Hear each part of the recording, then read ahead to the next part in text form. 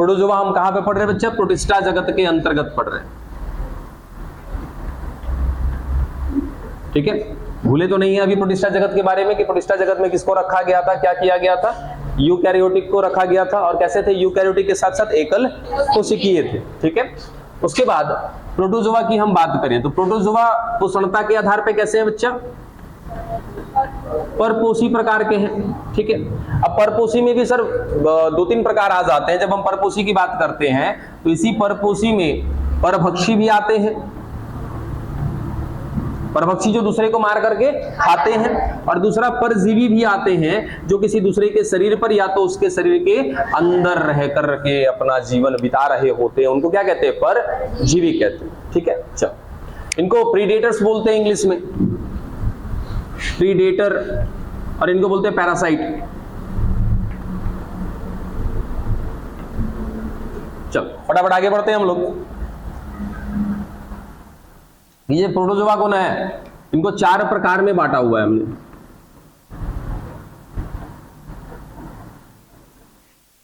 ठीक है। और ये 4 प्रकार, जब भी आप किसी के बीच में अंतर निकालते हो तो अंतर निकालने के लिए क्या चाहिए होता है भाई? कुछ ना कुछ तो बेस चाहिए, एक आधार चाहिए अपने पास। तो इनको जो प्रोटोजोआ को 4 भाग में बांटा है वो किस आधार पर बांटा है हमने? बताएगा कोई? किस आधार पर बांटा है? गमन अंग के आधार पे। यानी कि ये जो प्रोटोजोआ हम 4 प्रकार के पढ़ेंगे, ये किस आधार पर पढ़ रहे हैं? गमन अंग के आधार पर। जो 4 प्रकार होंगे उन चारों में गमन करने के लिए, चलने के लिए अलग अलग अंग पाए जाएंगे। उसी आधार पे हमने कहा है क्या कि प्रोटोजोआ कितने प्रकार के होते हैं? 4 प्रकार के होते हैं, ठीक है। जिसमें सबसे पहला अमीबीय प्रोटोजोआ।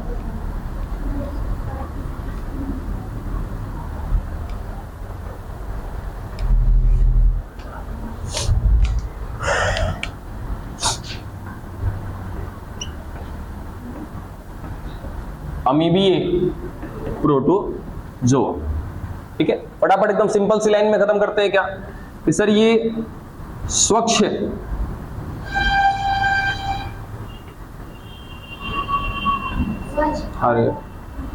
स्वच्छ और अस्वच्छ, या तो सीधा सीधा क्या? समुद्री जल, दोनों में पाए जाते हैं।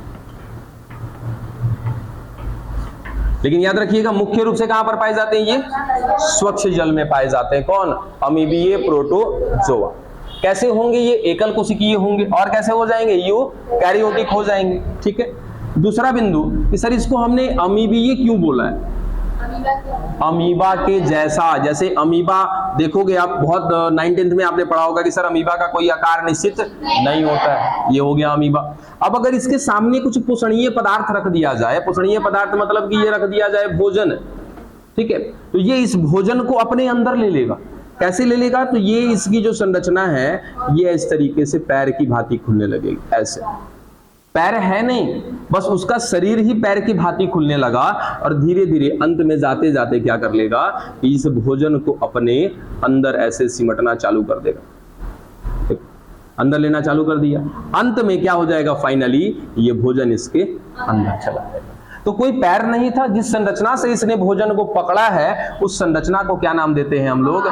कूटपाद बोलते हैं, ठीक है। इंग्लिश में क्या बोलते हैं इसको? स्यूडोपोडिया। यहाँ पे पी साइलेंट रहता है, पी को प्रोनाउंसिएट में नहीं लेते, पी को पढ़ते नहीं हम लोग। क्या होता है? स्यूडोपोडिया। हिंदी में कहते हैं कूटपाद। कूट मीन्स क्या होता है? तो ये यूनिवर्सल वर्ड है, बहुत पहले भी आपको यूनिवर्सल वर्ड बताया है। यहां पर भी कूट मतलब हमेशा क्या होता है? आभासी, ठीक है। आभासी मतलब कि जो काल्पनिक हो, काल्पनिक यानी कि ये वास्तविक नहीं होगा, काल्पनिक होगा। जैसे हमने कुछ कल्पना किया जो रियल नहीं है, तो रियल नहीं है तो क्या बोलेंगे उसको? आभासी बोलेंगे। पूरे बायोलॉजी में जहां भी ये कूट शब्द आए ना, तो कूट का मतलब यही होगा क्या?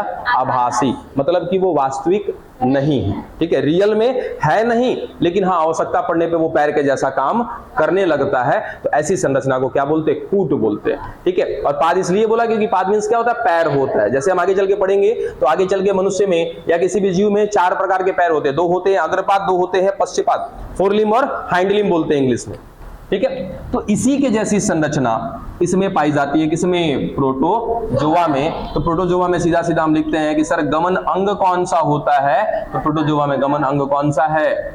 कूटपाद है, जो एक प्रकार का आभासी पैर है या आभासी अंग है, जो आप समझ लो, आभासी अंग कह लो या आभासी पैर कह लो, इसी की सहायता से ये चल रहा होता है। मिलेगा कहां पर? पानी में। अब गलती से यदि उस पानी को हमने पी लिया, ठीक है, गलती से यदि हमने पानी को पी लिया, क्या उस पानी से, इस अमीबा से या फिर इस अमीबीय प्रोटिस्ट से क्या हमें किसी प्रकार का नुकसान आएगा? बिल्कुल, हम क्या हो जाएंगे? अच्छा, संक्रमित हो जाएंगे। यदि गलती से हमने एक ऐसा पानी पी लिया, समुद्र का पानी तो पिएंगे नहीं हम, जाहिर सी बात है, खारा होता है, और समुद्र के पानी में इसकी संख्या भी क्या होती है? बहुत कम होती है। ज्यादा से ज्यादा ये कहां मिलते हैं? स्वच्छ जल में मिलते हैं। अब हम जो स्वच्छ जल कहने का मतलब जो हमारे घर के आसपास का जो नल का, चापाकल का पानी है उसमें मिल सकता है ये आसानी से, वो मिल रहा है उसमें, और हमने उसको पी लिया उस पानी को, तो हम कह सकते हैं कि सर मेरे अंदर कौन चला गया? अमीबीय प्रोटोजोआ चला गया। ठीक है, अब जाने के बाद क्या नुकसान पहुंचाएगा? तो सीधा सीधा पहले इसका एग्जाम्पल हम खत्म करते हैं यहीं पे। ये अमीबीय प्रोटोजोआ का एग्जाम्पल याद रखिएगा, 2।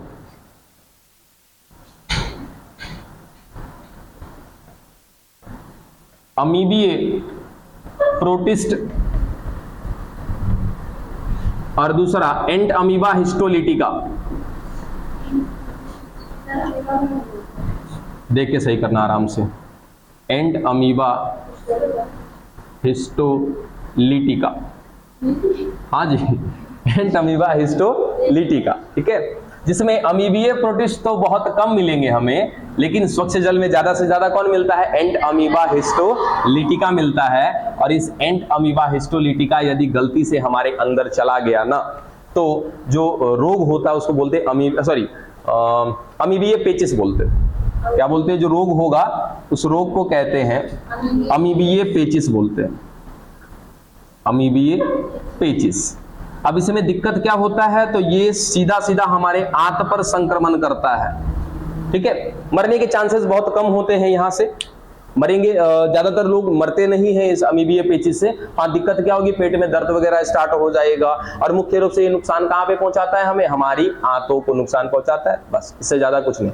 क्या क्या कि सर अमीबीय प्रोटोजोआ की बात कर रहे थे, नाम हमने अमीबीय प्रोटोजोआ इसलिए रखा है क्योंकि इसमें गमन करने के लिए अमीबा के जैसे कूट पाद पाए जाते हैं। कहां पर मिलते हैं ये? स्वच्छ जल में और समुद्री जल दोनों में। मुख्य रूप से कहां पर मिलेंगे? स्वच्छ जल में। अब स्वच्छ जल में यदि मिल रहा है तो जाहिर सी बात है कि कभी ना कभी तो हम इसको पी ही लेंगे, और यदि पी लेंगे तो कहीं ना कहीं हमें एक रोग हो जाएगा जिसका नाम है क्या? अमीबीय पेचिस। और अमीबीय पेचिस होगा तो नुकसान कहां पे पहुंचेगा? हमारी आंतों को, हमारे इंटेस्टाइन में इन्फेक्शन हो जाएगा। अब इंटेस्टाइन में इन्फेक्शन होगा तो दिक्कत क्या होगा? सर इंटेस्टाइन करता क्या है? हमारे शरीर में जो पाचन और अवशोषण का काम होता है कहां पर होता है? हमारे आंत में ही होता है। यानी कि पाचन और अवशोषण में कमी आने लगेगी, हमारा स्वास्थ्य गिरता चला जाएगा, कमजोरी आने लगेगी, ठीक है। इन सभी तरह की समस्या आएगी जिसको बोलेंगे अमीबीय पेचिस। डन।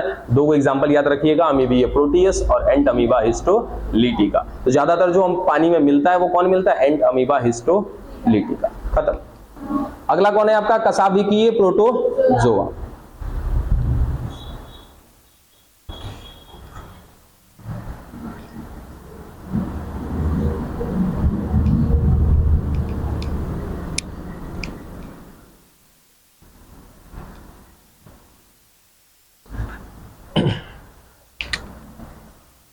दूसरा कशाभिकीय प्रोटोजोआ। अब कशाभिका पढ़ा रखा है आपको।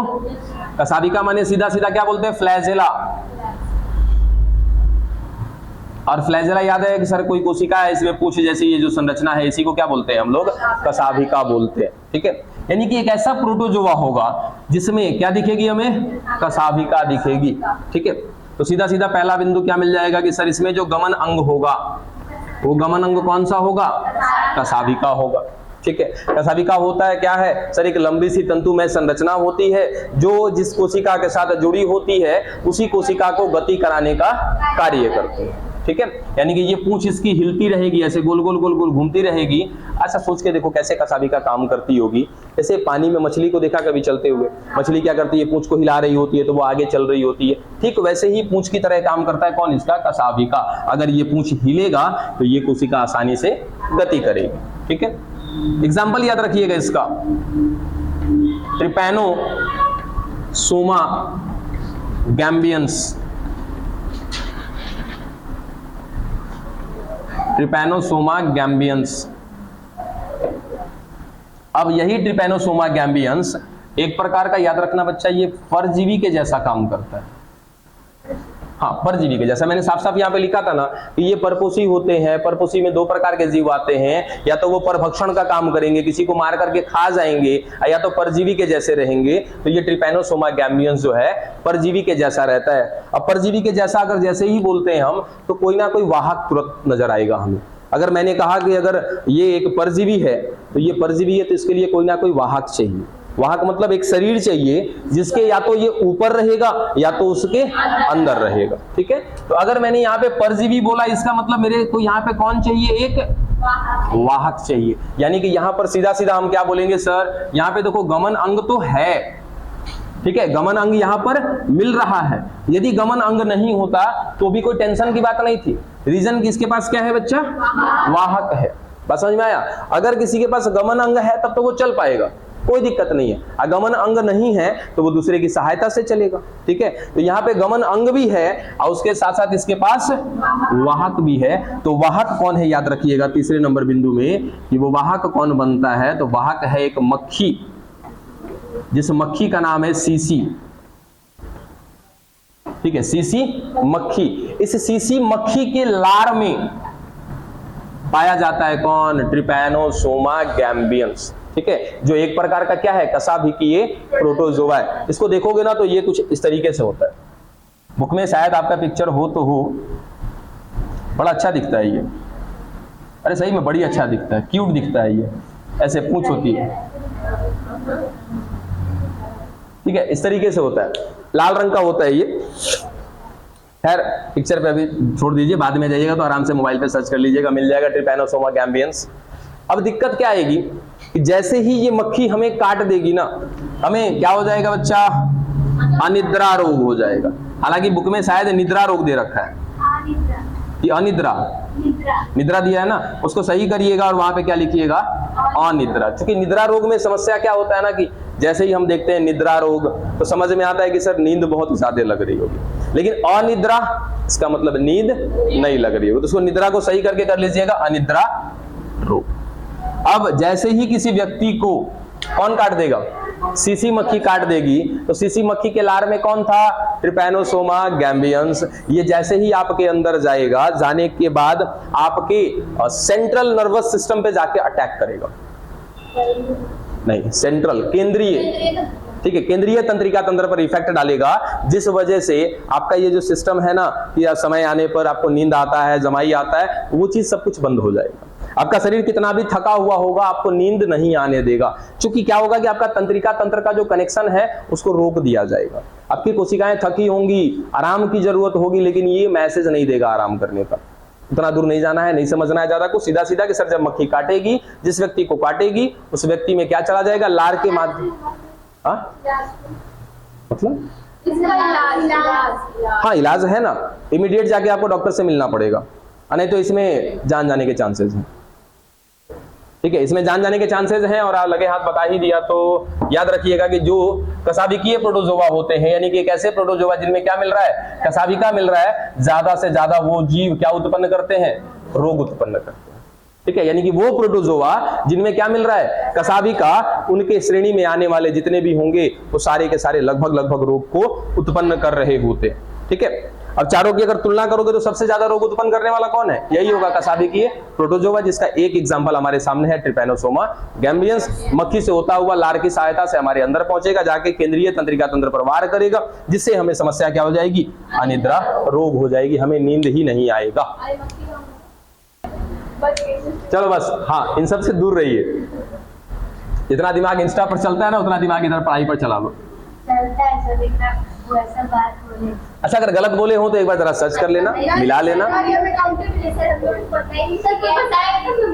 अब बताया ना, अब आज के डेट में आप इंस्टाग्राम यूज करिए, कोई दिक्कत नहीं है, सोशली कनेक्ट रहिए दूसरे से, अपने आप को वहां पे शेयर मत करिए, इस बात से दूरी बना के रखिए, है ना। अपने आप को बस शेयर मत करिए, सिंपल सा, जितना चलाना है चलाओ, जितना यूज करना है यूज करो, न्यूज वगैरह मिल रहा है, वीडियोस मिल रहे हैं, कुछ फनी वीडियो है, कुछ कॉमेडी है, उन सबको यूज करो, कोई दिक्कत नहीं।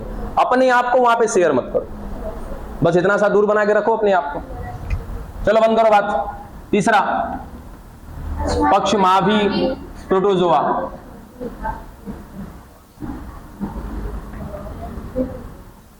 ठीक है, इसको बोलते सिलिएटेड प्रोटोजोआ बोलते हैं। ठीक है, अब इसमें क्या होता है, सीधा सीधा पहला बिंदु, अब बात बंद, बहुत ज्यादा बात हो गया। इसमें एक गमन अंग क्या होता है, पक्षमाभ होता है। अब एक चीज तो हमने जाना था कि सर पक्षमाभ क्या करता है, जैसे ये एक कोशिका, इस कोशिका के बाहर छोटे छोटे छोटे छोटे क्या मिल रहे हैं, रोम की जैसी संरचना मिल रही है, इसी को क्या बोलते हैं हम लोग, सीलिया, या तो पक्षमाभ बोलते हैं।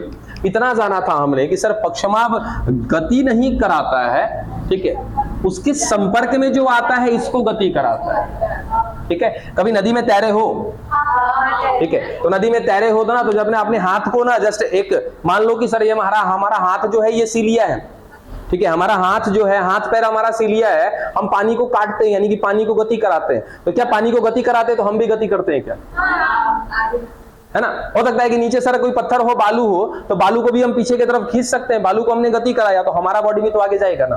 ठीक है, तो याद रखिएगा कि पक्षमाभ, यहाँ के केस में बात कर रहे हैं, हर जगह पे पक्षमाभ गति नहीं कराता है उस कोशिका को। हाँ, ये दो तरीके से गति कराता है, एक तो उस कोशिका को भी गति कराएगा, ये गति कराएगा जिस कोशिका के साथ रहेगा उसको, और दूसरा कि इसके वातावरण में, जिस वातावरण में रहेगा, इस वातावरण में जो पदार्थ मिलेगा, अरे ज्यादा लंबा हो जाएगा, छोड़ो, सीधा सीधा इसके संपर्क में आने वाले पदार्थों को गमन कराएगा। ठीक है, तो ये गमन करेगा भी इसके माध्यम से और गमन कराएगा भी इसके माध्यम से। इसका एग्जांपल जरा बताइएगा, पैरामीशियम कॉर्डेटम, इसका एग्जांपल याद रखिएगा, किसका, पक्षमाभी प्रोटोजोआ का पैरामीशियम कॉर्डेटम।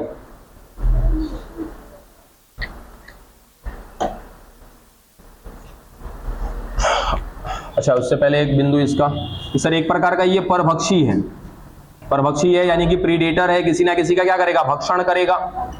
ठीक है, तो परभक्षी है। एग्जाम्पल इसका क्या है आपका, पैरामीशियम कॉर्डेटम, पैरामीशियम कॉर्डेटम।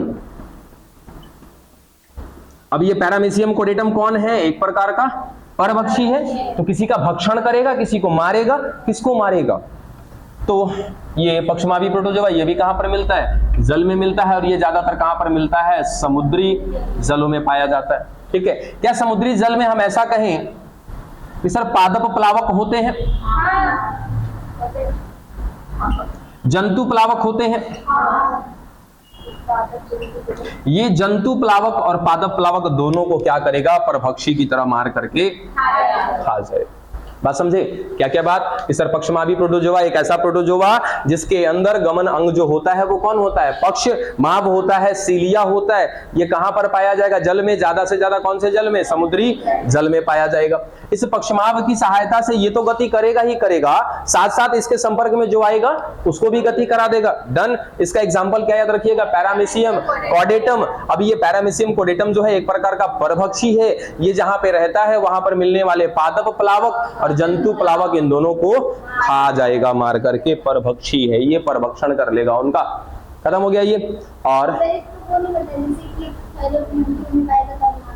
आहा, अभी आप क्या पढ़ रहे हो, प्रोटोजोआ, तो यहाँ पे फैलोपियन ट्यूब की क्या बात है। हाँ, जिस दिन अरे सुनो, एक बार सुनो, पहले जिस दिन आपको पहली बार हमने पक्षमाभ बताया था उस दिन तो समझा ही दिया था ना कि ये पक्षमाभ फैलोपियन नलिका में भी पाया जाता है, बस वही बात। अब जहां जहां हम पक्षमाभ शुरू करेंगे वहां थोड़ी बताए। हाँ, याद रखेंगे हम लोग जरूर कि जो एक मानव मादा जो है उसका जो फैलोपियन नलिका है उसमें पक्षमाभ पाया जाता है। डन। नहीं, अच्छी बात है। हाँ, अब एक चौथा क्या रह गया, स्पोरोजोआ। उसको भी खत्म करते हैं, मिटा दें। कौन? स्पोरोजोआ में कोई गमन अंग नहीं होता है।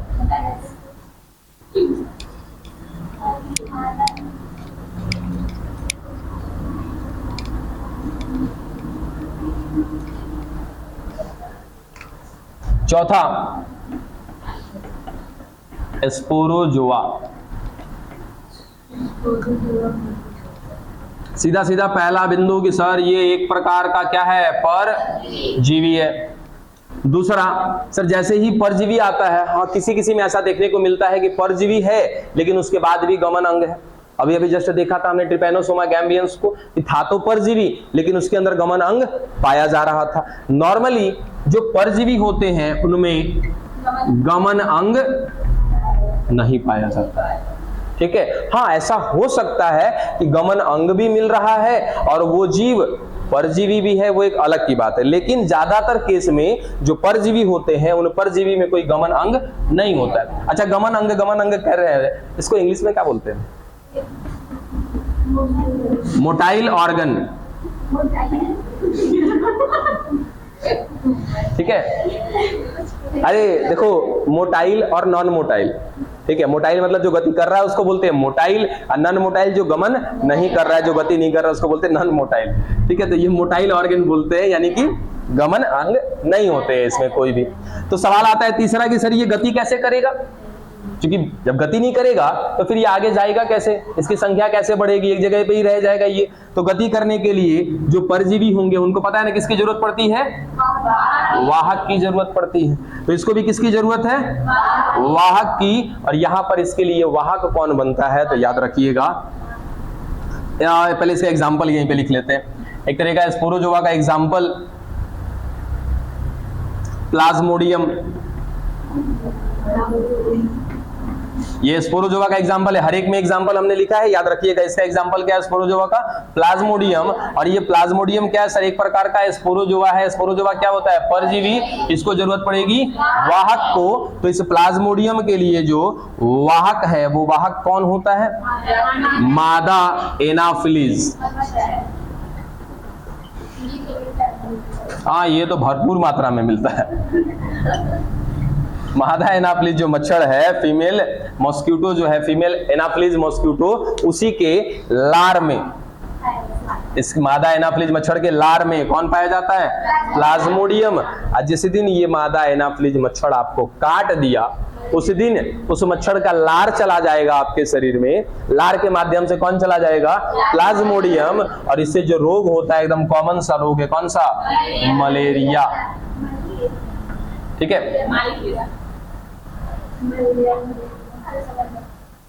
ठीक है। अब मलेरिया जिस दिन पढ़ोगे ना मजा आ जाएगा, मलेरिया पढ़ के है? मजा हमें आएगा पढ़ा करके, आपको पढ़ के बोरिंग लगेगा नहीं। जनन नहीं करता, खाली हम लोग के शरीर में आके ससुरा युग्मक बनाता है, समझे। वो अलैंगिक रूप से बनाता है लेकिन फिर भी लैंगिक रूप होता है, बड़ी खतरनाक है ये। हाँ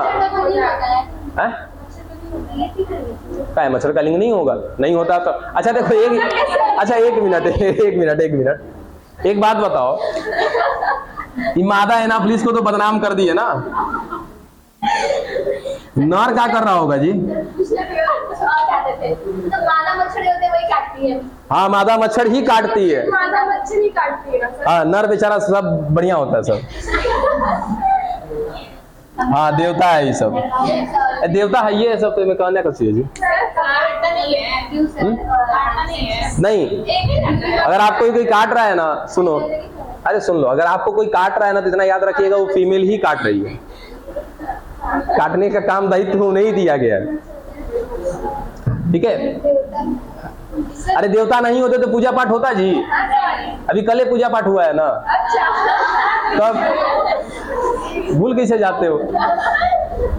अब सुनो देखो, अब यहां से एक सवाल, लॉजिकल सवाल है कि ये मादा को ही क्यों काटने के लिए जिम्मेदार ठहराया जाता है, नर क्यों नहीं काटता है। तो पहला बिंदु याद रखिएगा बच्चा कि मादा के पास काटने की संरचना उसके मुंह में होती, ठीक है। देखो मच्छर के शरीर में, उसके मुख में दो तरह की संरचना होती है, एक चूषण संरचना होती है जिसको, और उसके बाद एक होती है काटने की संरचना, ठीक है। तो जो फीमेल्स के पास होती है वो दोनों होती है, काटने की भी और चूसने की भी, ठीक है। हाँ, काटना चूसना दोनों अलग अलग काम है, ठीक है। अब ये जो नर है बेचारा, इसके पास केवल चूसने का काम होता है। अब ये चूसना मतलब है कि रक्त नहीं चूसना, जिसके पास काटने वाला संरचना होगा वही रक्त चूस सकता है, बस समझे। अब नर के पास क्या होता है, केवल सक्सर पाया जाता है। सक्सर मतलब चूसने की संरचना। ये बेचारा जाएगा फूल उल पे घूमेगा, वहां से फूल का रस लेगा, अपना पेट का भूख शांत करेगा, चुपचाप आके घरे बैठेगा, समझे। हाँ, ये तो इसलिए देवता है एकदम। अब बात पता चला पहला बिंदु कि सर मेल्स के पास काटने की कोई संरचना नहीं होती है, इसलिए ये बेचारे काटते नहीं है। दूसरा कि ये फीमेल को जरूरत क्यों पड़ती है काटने की, तो पहला तो उसके पास काटने की संरचना है। दूसरा बिंदु कि सर वो मादा ही है जो अंडे देगी ना, मच्छर को अंडे देगी, ठीक है। मच्छर के बच्चे को अंडे के रूप में दिया जाता है। अब अंडे के ऊपर क्या होता है, बाहर एक कवच होता है, ठीक है। अंडे के बाहर एक कवच होता है, वो कवच बना होता है प्रोटीन का। उस कवच को बनाने के लिए चाहिए हीमोग्लोबिन प्रोटीन। अब वो हीमोग्लोबिन प्रोटीन पड़ा है हम लोग के अंदर। अंडा देने का काम किसका है, फीमेल का है, तो वो प्रोटीन कौन लेकर के आएगा, फीमेल लेकर के आएगी। तो सिंपल सा दो पॉइंट है कि फीमेल ही क्यों काटती है, क्योंकि सर उसको अंड जनन करना है। अंड जनन करने के लिए उस अंडे का कवच बनाना है, और कवच बनाने के लिए चाहिए प्रोटीन। वो प्रोटीन पड़ा है हमारे शरीर में, ठीक है। इसीलिए वही जाती है बेचारी बड़ी बड़ी मेहनत करती है सर।